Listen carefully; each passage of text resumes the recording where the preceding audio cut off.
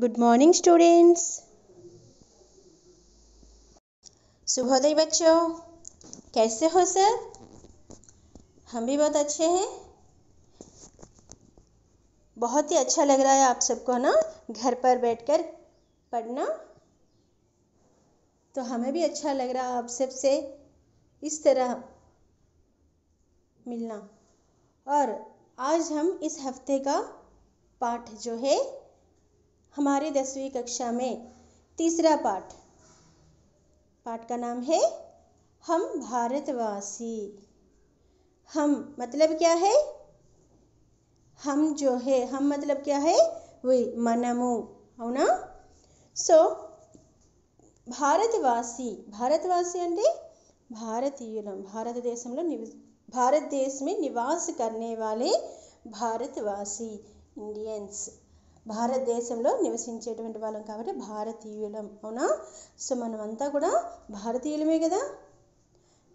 మనందరికీ తెలిసిందే, ప్రతి ఒక్క క్లాస్లో కూడా మనకి ఒక దేశభక్తికి సంబంధించినటువంటి ఒక పోయిమ్ అనేటువంటిది, లెసన్ అనేటువంటిది ఖచ్చితంగా ఉంటుంది.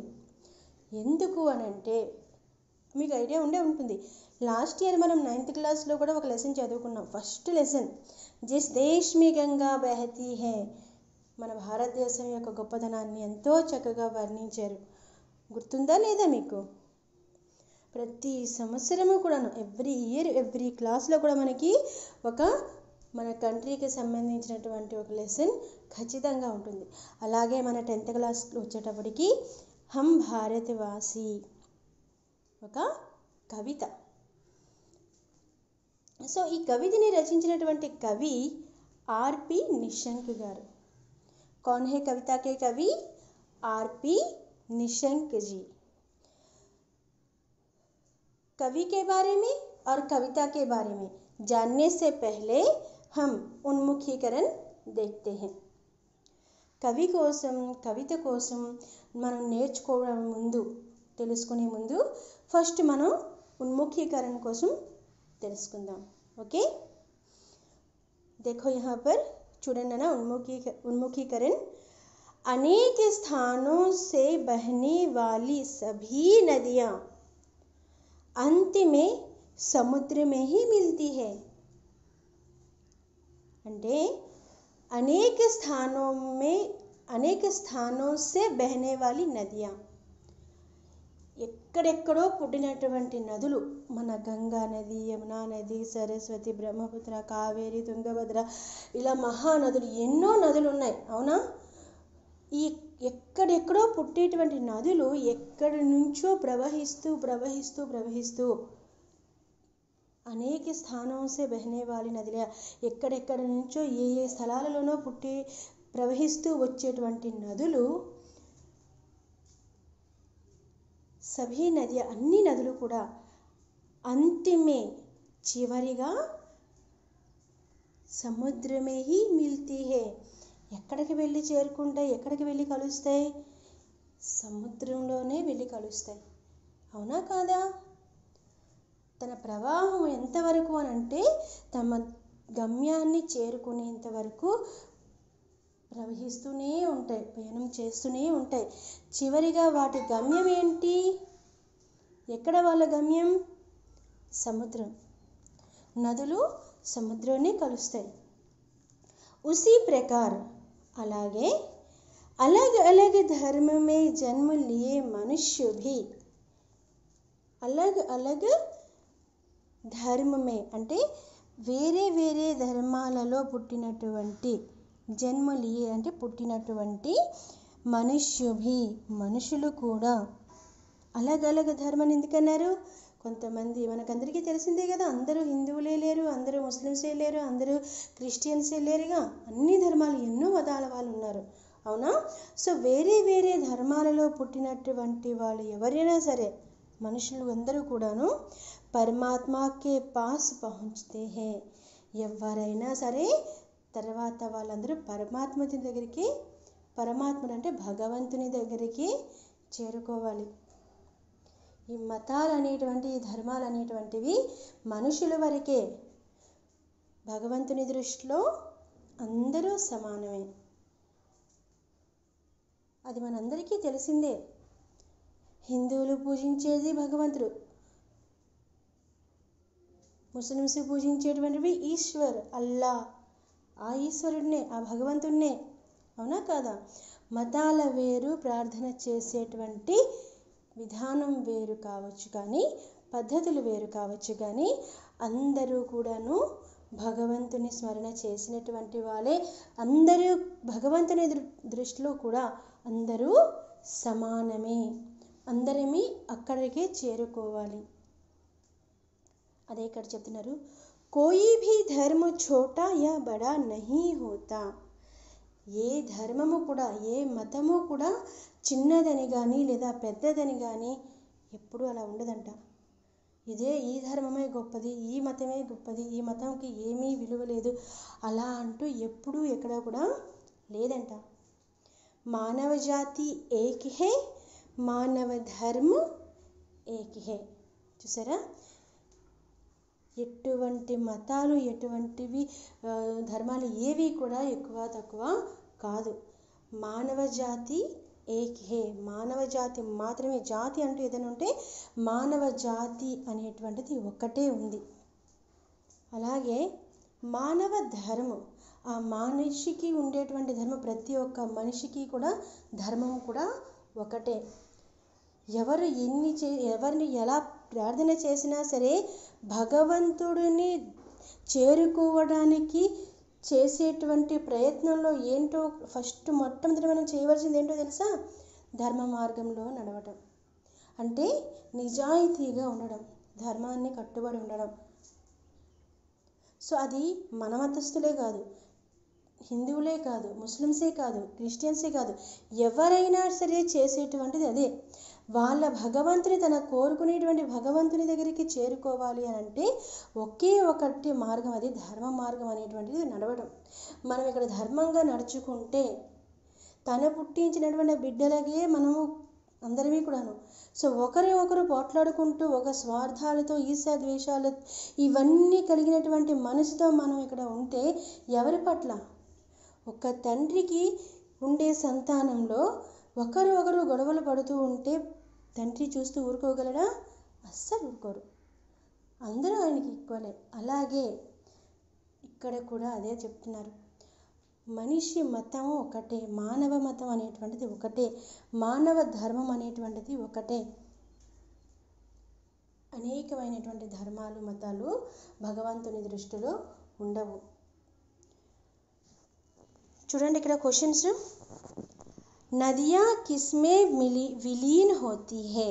ఇందాక చెప్పుకున్నాం, నదియా కిస్మే విలీన్ హోతీ హే అంటే నదులు ఎందులో విలీనం అవుతాయి అంటే కలిసిపోతాయి. ఏం చెప్పుకున్నాం ఇందాక? నదియా సముద్రమే విలీన్ హోతే హే. అన్నీ ప్రవహిస్తూ వెళ్తే ఎక్కడ కలుస్తాయి? సముద్రంలో కలుస్తాయి. అవునా? నెక్స్ట్, ఇస్మే కిస్ కిస్ को एक बनाया गया है. इसमें किस किस को एक बनाया गया है? सभी जातियों को और सभी धर्मों को. అవునా? ఏ మతము కూడా ఎక్కువ కాదు, తక్కువ కాదు, ఏ జాతి కూడాను. అలాగే అందుకే ఇక్కడ ఏమన్నారు? ఒకే ఒక జాతి, ఒకే ఒక మతము. సో इसमें किन किन को एक बताया गया है. ఎవరెవరిని ఒకటిగానే చెప్పారు? మానవ జాతి ఏక్ హే, మానవ ధర్మ ఏక్ హే అంటే మానవ జాతి ఒకటే, మానవ ధర్మము కూడా ఒకటే అని చెప్పడం జరిగింది. మానవ జాతి, థర్డ్ క్వశ్చన్ అన్న, మానవ జాతి ఏక్ హే ఇస్ పర్ అప్నే విచార్ బతాయే. ఏమన్నారు అక్కడ? మానవ జాతి ఒకటే అని అంటున్నాం కదా. సో దాని పట్ల మన ఆలోచన ఏంటి? మన ఆలోచనని అక్కడ ఎక్స్ప్లెయిన్ చేయాలంట, చెప్పాలంట. చూడండి ఏముందమ్మా, ఎందుకు మానవ జాతి ఏక్ హే అంటున్నారు? మన వివరణ ప్రకారం అంటే మన ఆలోచన ప్రకారం మనం రాయొచ్చు. నార్మల్గానే మానవ ఏక్ విలక్షణ ప్రాణి హే అంటే మనిషి ఒక విలక్షణమైనటువంటి మనిషి, ఒక విలక్షణమైనటువంటి ప్రాణి. ఎందుకంటే भिन्न भिन्न धर्मों में जन्म लेकर भी ఒక మనుషులు అందరూ ఒకే ధర్మంలో పుట్టలేదు కదా, మనిషిగానే పుట్టారు. అక్కడ అదే చెప్తున్నారు, భిన్న భిన్న ధర్మో మే జన్మ లేకర్ భీ, వేరే వేరే ధర్మాలలో మతాలలో పుట్టినప్పటికీ విచారో మే ఏకతా దిఖాతే హే, అంటే ఆలోచనల్లో ఒకటి అనేటువంటి భావనే కనిపిస్తుంది. అందరి ఆలోచనలు ఒకలాగే ఉంటాయి. అవునా కదా? అంటే దానికి అర్థం ఏంటి? భిన్నత్వంలో ఏకత్వం అనేటువంటి దృశ్యం మన భారతదేశంలోనే కనిపిస్తుంది కాదంటారా? ఏ మతంలో పుట్టిన వాళ్ళైనా సరే, ఏ జాతిలో పుట్టిన వాళ్ళైనా సరే, ప్రతి ఒక్క మనిషి యొక్క ఆలోచన ఒకలాగే ఉంటుంది. ఆలోచన విధానం ఒకటే. నడవవలసిన విధానం ఏదైతే ఉందో, ఆలోచించేటువంటి విధానం ఏదైతే ఉందో అదందరిది కూడా సమానమే, ఒకటే మనిషి అనేటువంటి వాడికి. మరి అటువంటి దృశ్యం ఎక్కడైనా కనిపిస్తుంది అని అంటే ఎటువంటి దృశ్యం? యూనిటీ అనేటువంటిది, ఐక్యమత్యం అనేటువంటి దృశ్యం ఎక్కడైనా కనిపిస్తుందా అంటే అది మన భారతదేశంలోనే కనిపిస్తుంది. క్యాస్ట్ పట్ల అంటే క్యాస్ట్ పరంగా తీసుకునివ్వండి, రిలీజియన్ పట్ల తీసుకునివ్వండి, వాళ్ళు ఏ మతానికి చెందినటువంటి వాళ్ళైనా కావచ్చు, ఏ క్యాస్ట్కి చెందిన వాళ్ళైనప్పటికీ కూడా వాళ్ళు మనిషి. అవునా? ఫస్ట్ మనం ఒక మనిషిగానే గుర్తించాలి, గుర్తిస్తున్నాం కూడాను.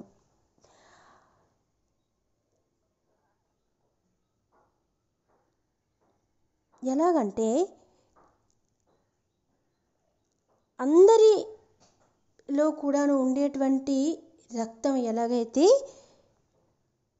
ప్రవహించేటువంటి రక్తం ఏదైతే ఉందో అది ఎర్రగానే ఉంటుంది. అవునా కాదా? దాన్ని మనం హిందీలో చెప్పుకుంటే హమ్ సబ్ కే అందర్ జిస్ ప్రకార్ ఏక్ హీ వర్ణ కా ఖూన్ హోతా.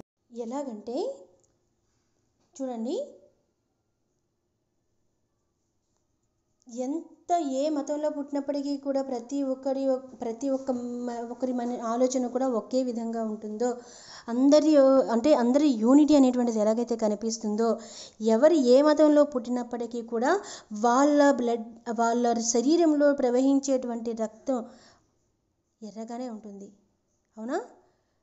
ఏ మతస్థుడు చూపించమన్నా, ఏ జాతికి చెందినటువంటి వాడైనా సరే వాడి శరీరంలో ప్రవహించేటువంటి రక్తం రంగు ఎరుపే. మతాల పరంగా అందులో ఎటువంటి డిఫరెన్స్ ఉండదు. అవునా కాదా? అలాగే ఎవరు ఏ మతాల్లో చెందినప్పుడు వాళ్ళైనప్పటికీ కూడా, ఏ ప్రవర్తించినప్పటికీ కూడా ప్రతి ఒక్కరు ఉండేటువంటి ఆత్మ ఒకటే, ఆలోచన ఒకటే. ప్రతి ఒక్కరు ఏ మతస్థులైనా, ఏ ధర్మానికి చెందినటువంటి వాళ్ళైనా సరే ఫస్ట్ వాళ్ళు ఎదుటి మనిషిలో మనిషిని మాత్రమే గుర్తిస్తారు, మానవత్వంతోనే ప్రవర్తిస్తారు. ప్రతి ఒక్కరూ కూడా తన కుటుంబం కోసం పాకులాడుతూ ఉంటారు. ప్రతి ఒక్కరూ కూడా ఒక మనిషికి బాధ కలిగితే పరుగున వెళ్తారు సహాయం చేయడానికి. అక్కడ ఏ జాతి వాళ్ళని చూస్తారా, ఏ మతం వాళ్ళని చూస్తారా, అటువంటి ఆలోచన ఎప్పుడూ పెట్టుకోరు. ఎందుకంటే అక్కడ అందరమీ కూడా సమానమే, మనమంతా కూడా ఒక్కటే, మనమందరం కూడాను ఒకే జాతికి చెందినటువంటి వాళ్ళం, మానవ జాతికి చెందినటువంటి వాళ్ళం, ఒకే ధర్మానికి చెందినటువంటి వాడు, ఒకే ధర్మాన్ని నమ్ముకునేటువంటి వాళ్ళం. అవునా కాదా? మరి చెప్పొచ్చు కదా మానవ జాతి ఏకే అని. ఒప్పుకుంటారా లేదా? ఓకే, నెక్స్ట్ ఉద్దేశ్యం చూడండి నాన్న. छात्रों में कविता, गीत आदि की रचना शैली का विकास करना. छात्रों में అంటే మీకు ఈ లెసన్స్ అయినా సరే ఇవ్వడానికి కొన్ని రీజన్స్ ఉంటాయి. అవునా కదా? దానివల్ల మనం ఏదో ఒకటి నేర్చుకోవాలి ఖచ్చితంగా. ఒక్కటే కాదు, చాలా విషయాలు మనం ఒక లెసన్ ద్వారా నేర్చుకోగలం. సో ఇక్కడ కూడాను చూడండి, ఈ లెసన్ భారతవాసి లెసన్ ద్వారా మనకి ఏమి నేర్చుకునే అవకాశం ఉంటుంది, ఏమి నేర్పించాలని ఉద్దేశం మనకి ఇక్కడ ఇస్తున్నారు. కవిత, గీత్ ఆదికి రచనా శైలిగా పోయమ్స్ రాసేటువంటి విధానం, అలాగే సాంగ్స్ రాసేటువంటి విధానం, అటువంటి టాలెంట్లు కూడా చాలా మందిలో ఉంటాయి. వాటికి చిన్న సపోర్ట్ ఇవ్వాలి. మనం ఎప్పుడు కూడా చెప్పుకుంటున్నాం, ప్రతి ఒక్కరిలో ఏదో ఒక టాలెంట్ ఖచ్చితంగా ఉంటుంది. ఆ టాలెంట్ బయటపడాలి అని అంటే ఆ పిల్లవాడిలో ఎవరిలో అయినా సరే, ఎవరైనా కానివ్వండి, ఎటువంటి టాలెంట్ అయినా సరే కానివ్వండి, దానికి చిన్న సపోర్ట్ అనేటువంటిది దొరికితే ఖచ్చితంగా ఆ పర్సన్ విజృంభించేస్తారు తన టాలెంట్తో. కావచ్చు, అటువంటి ఎంతోమంది గొప్ప గొప్ప కవులు ఉన్నారు. తులసీదాస్ గారు మనకు బాగా పరిచయస్తులైనటువంటి, అంటే ఎన్నోసార్లు మనం చదువుకునేటువంటి, దోహాల ద్వారా చదువుకునేటువంటి తులసీదాస్, ఆయన ఎంతో టాలెంట్ ఉండేటువంటి మనిషి. ఎవరూ లేకపోయినా సరే చిన్నతనం నుంచి ఒంటరిగా అనాదిగా బ్రతికేటువంటి పరిస్థితి అయింది. అంటే తల్లిదండ్రులకి దూరంగా ఉండడం వల్ల ఆ ప్రేమాభిమానాలు ఆయనకి చాలా దూరంగా ఉండేవి, అంటే చాలా ఆరాటపడేవాళ్ళు.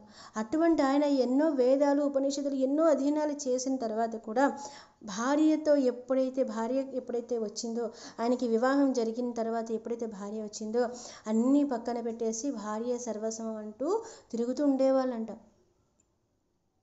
అంటే ఆయన నేర్చుకునేటువంటి వేదాలు, ఉపనిషత్తులు అన్నీ కూడా పక్కన పెట్టేశారు. ఆలోచనే లేదు వాటి కోసం. ఒకటే ఆయనకి కనిపిస్తుంది, ఎప్పుడూ దొరకనటువంటి ప్రేమాభిమానాలు ఇప్పుడు తన భార్య ద్వారా దొరుకుతున్నాయి. కుటుంబం అనేటువంటి ఒక ఆప్యాయత అనేటువంటిది తన భార్య నుంచే పొందుతున్నారు. తన భార్య సర్వస్వం అంటూ తిరుగుతూ ఉండేవాళ్ళు. అటువంటి ఆయనకి ఒక్కసారిగా ధిక్కరించింది ఆవిడ, తన భార్య. నా కోసమా, ఈ మనిషి కోసమా, ఈ శరీరం కోసమా మీరు ఇంత దూరం ఎన్ని విడిచిపెట్టేసి అజ్ఞానులుగా తిరుగుతున్నారు, ఇందుక మీ జీవితం అంటూ చేదరించుకుంది. ఎప్పుడైతే ఆవిడ చేదరించుకుందో అప్పుడు కానీ ఆయనకి ఆలోచన కలగలేదు, నేనేం చేస్తున్నాను, అసలు నేనేం చెయ్యాలి. తన భావాన్ని, తన ఆలోచనని మార్చుకుంటూ అప్పటి నుంచి కూడా తను నేర్చుకునేటువంటి జ్ఞానాన్ని ఉపయోగిస్తూ రచనలు, కవితలు, దోహాలు, గ్రంథాలు కూడా రచించారు. అలా గ్రంథాలు రచిస్తూ ఆయన రచించినటువంటి గ్రంథాలలో రామచరితమానస్ అనేటువంటిది బాగా ఫేమస్ అయినటువంటి గ్రంథం అయింది. దానికి ఎంతో కొన్ని వేల మంది కవులు, కొన్ని వేల మంది కవితలు, గ్రంథాలు రచించినప్పటికీ కూడా తులసీదాస్ గారు రచించినటువంటి రామచరితమానస్ అనేటువంటి గ్రంథము ఫేమస్ అయింది, నెంబర్ 1గా నిలిచింది, మొదటి స్థానాన్ని పొందింది. అంత గొప్ప గ్రంథాన్ని రచించినందుకు గాను ఆయన మహాకవిగా ఆయనకి పేరు వచ్చింది. ఆయన రచించినటువంటి గ్రంథం ఇది మహాగ్రంథ్ రామచరితమానస్. చూడండి, ఆ రోజు ఆ ప్రోత్సాహం అనేటువంటిది ఎలాగొస్తుందో తెలియదు, కానీ ప్రోత్సాహం అనేది, చిన్న సపోర్ట్ అనేటువంటిది ఆవిడ ఆ రోజు ధిక్కరించకపోయి ఉంటే అదే బాటలో ఆయన నడిచేవాళ్ళేమో. ఈరోజు ఇంతమంది నోటిలో ఆయన మాట వినబడేది కాదేమో. చూసారా, టాలెంట్ ఉన్నా సరే ఆయనలో ఆ ప్రతిభ, ఆ జ్ఞానం అంతా కూడాను పక్కన పెట్టేశారు. సో అందుకే అంటున్నారు, ప్రతి ఒక్కరిలో ఏదో ఒక టాలెంట్ అనేటువంటిది ఖచ్చితంగా ఉంటుంది. దానికి చిన్న సపోర్ట్ ఇవ్వడం మన బాధ్యత, ప్రతి ఒక్కరి రెస్పాన్సిబిలిటీ కూడా. అది పేరెంట్సే కానివ్వచ్చు, టీచర్సే కానివ్వచ్చు. అందుకే ఇక్కడ చెప్తున్నారు, గీత్ ఆది రచనా శైలిగా వికాస్ కర్నా. సాంగ్స్ రాసే వాళ్ళు ఎంతమంది ఉన్నారు మనకి, లిరిక్స్ రైటర్స్ ఎంతమంది ఉన్నారు మన సాంగ్స్. ఇప్పుడు మనం చూసేటువంటి మూవీ సాంగ్స్ ఎంతోమంది రైటర్స్ ఉన్నారా లేదా? ఎలాగా మరి వాళ్ళు కూడా స్టార్టింగ్ అనేటువంటిది ఏదో ఒకలాగా ప్రయత్నం చేస్తూనే అలాగా ఆలోచనలు పెరిగి అంత మంచి సాంగ్స్ రాస్తున్నారు. సాంగ్స్ అంటే ఈ రోజున మనం ఎవరికైనా ఇష్టం లేదనేటువంటి వాళ్ళు ఉంటారా? ఖచ్చితంగా ఉండరు. సో అటువంటి శైలి, అంటే అటువంటి విధానం, రాసే విధానం ఎలా ఉంటుందో దాన్ని కూడా కాస్త అవగాహన మీకు కల్పిస్తూ, उनमें देशभक्ति के साथ साथ మీలో దేశం పట్ల భక్తి భావన కూడా కలిగిస్తూ, దానితో పాటుగా విశ్వమంతా కూడా బంధువులమే, అంటే విశ్వమంతా కూడా ఒకటే కుటుంబం, వసుదైక కుటుంబం అని అంటూ ఉంటారు చూసారా. అంటే మన కుటుంబానికి మనం ఎంత ప్రతి ఒక్కరు వాళ్ళ కుటుంబం పట్ల ఎంతో రెస్పెక్ట్ అనేటువంటిది చూపిస్తారు, ఎంతో రెస్పాన్సిబిలిటీ చూపిస్తారు. అవునా? ఎందుకు మన వాళ్ళకి ఎటువంటి ప్రాబ్లము ఉండకూడదు అని ఎన్నో రకాలుగా మన పేరెంట్స్ మనకి సపోర్ట్ చేయడానికి, మన ప్రాబ్లమ్స్ అన్నీ సాల్వ్ చేయడానికి ఉంటారు. అవునా? ఎటువంటి ప్రాబ్లం రాకుండా కూడా చక్కగా మనల్ని కాపాడుకుంటూ ఉంటారు. ఒక కుటుంబాన్ని అంత జాగ్రత్తగా కాపాడుకుంటున్నాము అని అంటే మన కుటుంబం అనే ఆలోచన కలిగింది కాబట్టే కదా. అదే ఇక్కడ చెప్తున్నారు, ప్రపంచం అంతటిని కూడా ఒకే కుటుంబంగా భావించాలంట. ప్రపంచం అంతా కూడా వసుదైక కుటుంబం అని అన్నారు. ఎందుకంటే ప్రపంచం అంతా ఒకటే అనుకుంటే ఎవరికి కూడా ఎటువంటి బాధ కలిగించకుండా ఉంటారు. అవునా? ఒక కుటుంబంలో ఒకరు ఇంకొకరికి ఎవరైనా బాధ కలిగించగలరా?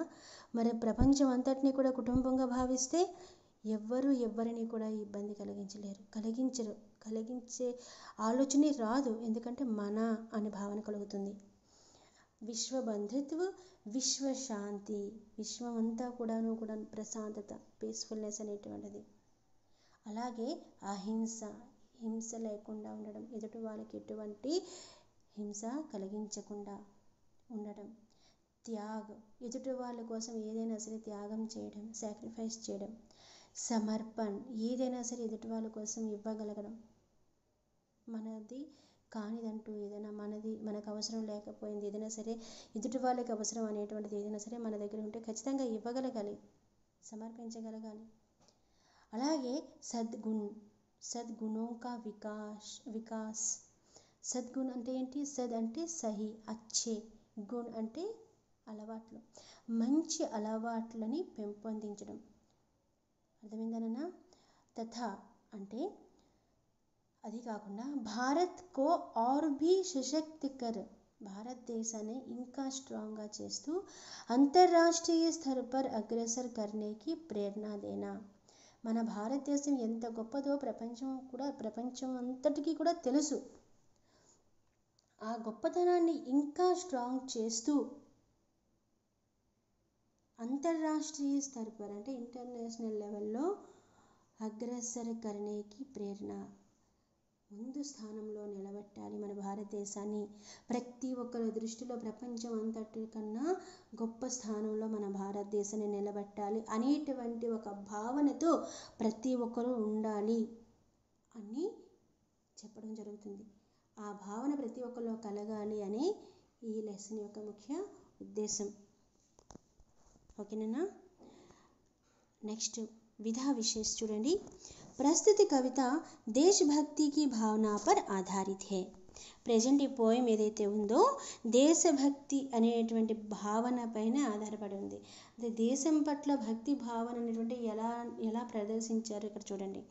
యహ గేయ కవిత హే. గేయ కవిత అంటే మీకు అందరికీ తెలుసు, పోయం అంటే పాడడానికి అవకాశం కలిగి ఉండినటువంటి కవిత అయి ఉంటుంది. అంటే రాగయుక్తంగా పాడి వినిపించగలిగిన పద్యం. इसमें तुकांत शब्द का प्रथम प्रेरणार्थक क्रिया व सामान्य भविष्य में है. సో इसमें తుకాంత శబ్దాల యొక్క ప్రయోగం కూడా జరిగింది. అలాగే ప్రథమ ప్రేరణార్థక క్రియ అనేటువంటిది ఒకటి ఉంటుంది. అంటే కరణ క్రియ, కరానా, ప్రథమ ప్రేరణార్థక అంటే ఎదుటి వాళ్ళతో చేయించడం. నేను చేస్తాను క్రియ, ఎదుటి వాళ్ళతో చేయించడం ప్రథమ ప్రేరణార్థక. ఇంకొకరు సెకండ్ వన్ పర్సన్తో తనకి చెప్పి ఇంకొక పర్సన్తో చేయించడం ద్వితీయ ప్రేరణార్థక. సో ఈ పోయంలో మనకి ప్రథమ ప్రేరణార్థక క్రియలు కూడా ఉపయోగించారు. అలాగే సామాన్య భవిష్య, కరాయేంగే, జగాయేంగే, ఏంగే అంటే ఏంటి? Future tense. అవునా? ఎక్కువగా భవిష్యత్ కాల సెంటెన్సెస్ అనేటువంటివి మనకి ఇందులో కనిపిస్తూ ఉంటాయి. यह कविता बच्चों में सत्य, अहिंसा, त्याग और समर्पण की भावना जागृत कर. అంటే ఈ కవిత మనందరిలో కూడా మనం విన్నాక ప్రతి ఒక్కరిలో కూడా ఎలాంటి భావనలు చూడండి. ఇక్కడ సత్యం, అహింస, సత్యం నిజాయితీగా ఉండడం అనేటువంటి అహింస లేకుండా ఎదుటి వాళ్ళకి బాధ కలిగించకుండా ఉండడం అనేటువంటి త్యాగ్ అంటే ఎదుటి వాళ్ళ కోసం ఏదైనా సాక్రిఫైస్ చేయగలిగినటువంటి, అలాగే సమర్పణ ఎదుటి వాళ్ళకి ఏదైనా ఇవ్వగలిగినటువంటి భావనలు అనేటువంటివి జాగృతికర అంటే ప్రతి ఒక్కరిలో ఇటువంటి భావనలు మేలుకొలుగుతాయి, అంటే భావనలు కలుగుతాయి. నేను ఎప్పుడు ఇలా చేయకూడదు, ఏదైనా చేయగలగాలి మన దేశం కోసం అనేటువంటి భావనలు పెంచడం. उन्हें विश्व बंधुत्व की और कदम बढ़ाने की प्रेरणा देती है. అలాగే ఉన్హే అంటే మీ అందరికీ కూడా ఇది విన్నాక ఖచ్చితంగా విశ్వ బంధుత్వకి ఆర్ కదం బఢానే, విశ్వ బంధుత్వ, విశ్వమంతా మన బంధువులే అనేటువంటి ఆలోచన వైపు మన అడుగులు వేసే విధంగా ప్రేరణనిస్తుందట ఈ కవిత. అర్థమవుతుందా నేను చెప్పేది? నెక్స్ట్ క్లాస్లో ఎక్స్ప్లెయిన్ చేస్తాను. Thank you for watching.